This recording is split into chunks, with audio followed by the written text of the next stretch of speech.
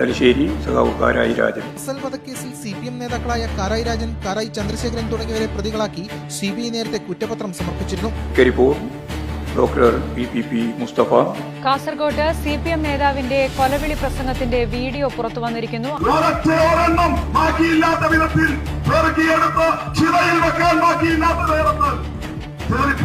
ചെങ്ങന്നൂർ സഖാവ് സജി ചെറിയാൻ.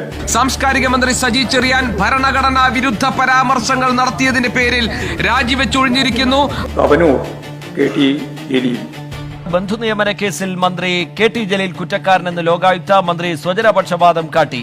മന്ത്രിസ്ഥാനത്ത് നിന്ന് KT ജലീലിനെ പുറത്താക്കണമെന്നും ലോകായുക്തയുടെ ഉത്തരവിൽ പരാമർശം. പയ്യന്നൂർ സഖാവ് TI മധുസൂദനൻ. പയ്യന്നൂരിലെ പാർട്ടി MLA TI മധുസൂദനൻ രക്തസാക്ഷി ഫണ്ട് തട്ടിയെടുത്തെന്ന ഗുരുതര ആരോപണവുമായി CPM കണ്ണൂർ ജില്ലാ കമ്മിറ്റി അംഗം.